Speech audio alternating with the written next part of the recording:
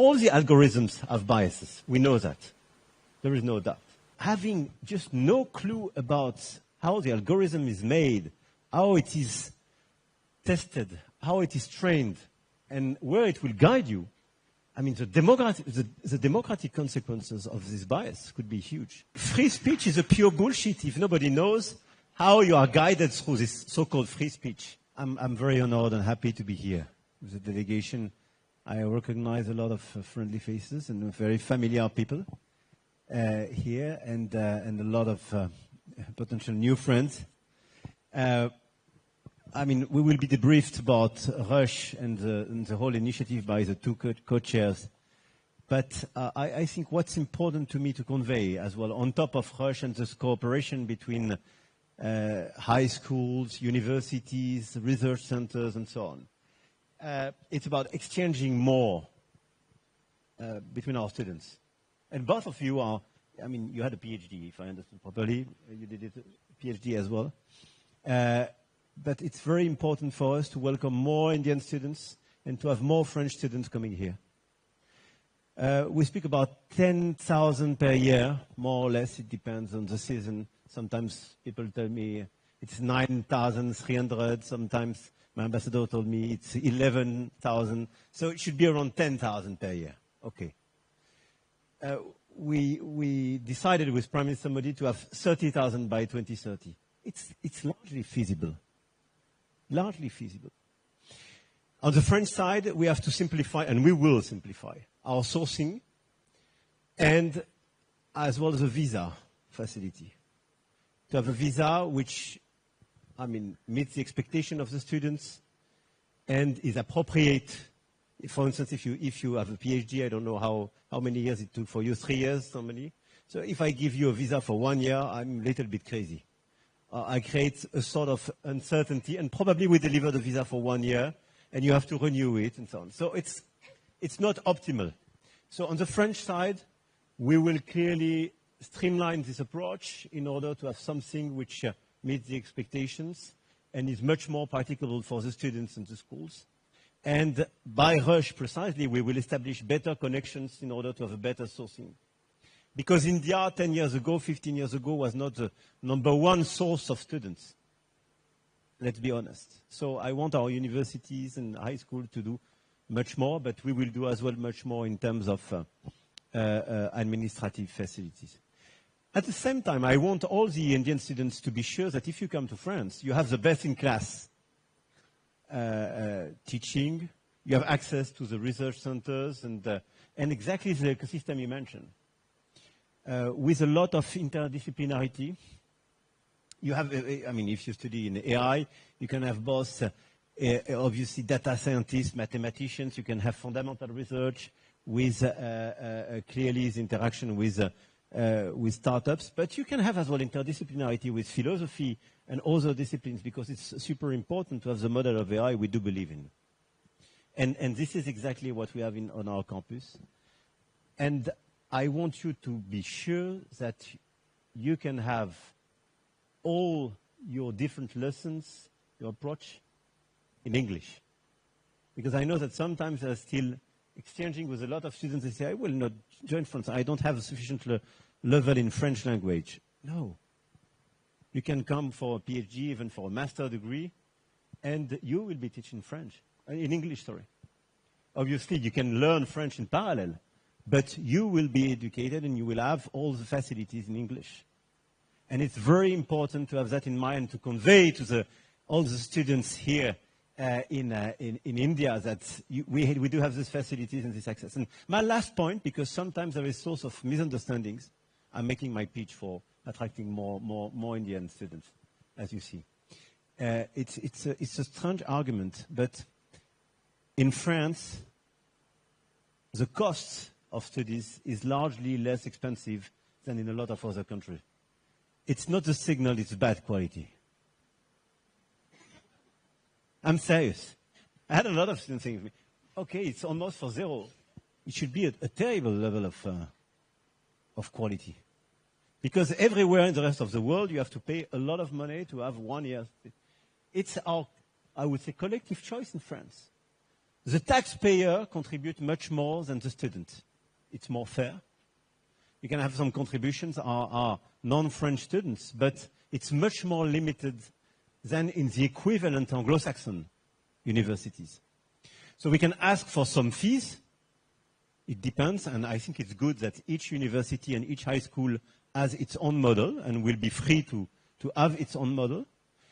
But we are very far from the level of fees in the Anglo-Saxon universities. But just take it as a collective choice, but not a signal that there is a lower quality. It's not true at all. The government is paying for the difference. This is my clarification after several interactions with students. So I clearly invite much more Indian students to come at master or for a PhD and to share the experience you had, because I really believe that we can provide a unique experience, and you pitched France much better than I could do. I think the summit organized tomorrow by India is extremely important regarding all these issues. And after our action summit 1 year ago, we followed the conversation in order to have, to try to make sure that our countries benefit from the innovation, but to make sure as well that this innovation will be at the service of our common goods and our humanity. And I think it's as important as allowing the innovation to be part of our countries. I really believe that we have the same obsession both in India and in France, I would say, and in Europe, which is that we don't want to be dependent on a totally US or a totally Chinese model, but we really believe that we need a broader one, and we want to be part of the solutions, and we want to have players being part of the solutions. So you perfectly described what is at stake. What we want to do is to make sure that we have the data centers and the computing capacities, that we train the talents in our countries, that we have all the capacities, and it's clearly about computing capacities, talents, and capital. Here are the three elements. And when I speak about computing capacities, it's about having affordable, or at least competitive, low-carbon energy in order to deliver this agenda. On this agenda, I really believe we have a lot of assets, and we are in the race. We are lagging behind both US and China, but we are in the race. Now the question is, on the downstream side, how to accelerate adoption. And you mentioned it, both of you. And adoption is critical. Why? Because it's how to make sure, sector by sector, with the right ethical approach, AI will be adopted and transform your productivity, will allow you to discover new disease, to completely change your energy model, to be much more productive. And this is one of the only way, clearly, to see the consequences of AI in the statistics, and to avoid a well-known paradox where AI can be seen as a wonderful innovation, but without a lot of impact. So adoption is absolutely critical. But when we speak about adoption, we speak about the speed, the depth of this adoption, but as well how the key players of each sector are familiar with AI in order to make it, to transform AI solutions and technological solutions at the service of their objective, and not something which will completely and just disrupt their approach. And this is exactly what we want to do, especially in the healthcare sector, and we will have the occasion a little bit later today to illustrate this transformation. It's true on space, it's true on energy, and so on. On the other side, you mentioned frugality. I think the way we want to be part of this race and this global competition is slightly different. When we speak about data, when we speak about energy, I think both India and France do consider that we can do it in a different way. The hyperscalers are organizing this approach. This is why when we speak about large language model, with Mistral AI, we adopted a much more frugal approach. What Yann Lequin is building, by the way, in France, and we are very proud of that, leaving Meta, is clearly another approach to modelize AI, which is much more frugal. And India was one of the rare countries to choose small language models as well, based on this frugality and to be much more targeted. And I think we're right, because otherwise you can see that this race is already unsustainable by itself. Having these hyperscalers buying and building or booking for huge data centers everywhere in the world. Most of them don't have any access to energy. Most of them, even in the US, don't have energy, and none of them have a clean energy. I mean, it's not sustainable even on the midterm. So I really believe that our common approach makes much more sense, but we have to really bridge the gap at the same way. But the alliance and the partnership between both of us makes a lot of sense. My last point is about the fact that we really believe, both India and France, in an AI at the service of our humanity. Meaning we are ready to put regulations. And I want just to mention three examples of that. The first one was largely developed, is about childhood. It's clear that in the system today, something is rotten, and look at the situation of our children, our teenagers. When you speak about social media, if you add to this social media some chat box with agentic capacities, I mean, this is the beginning of a terrible situation. And we already have all the symptoms of this situation. So we have to protect our childhood, and we are aligned on that. Second, we are in favor of transparency. And one of the key achievements of this summit is to have to ask requests from, perhaps at the end of the day, force these hyperscalers to provide the full transparency on their algorithm. And I think it's extremely important. It's important for our researchers, but it's very important for all of us as citizens. Because all the algorithms have biases. We know that. There is no doubt.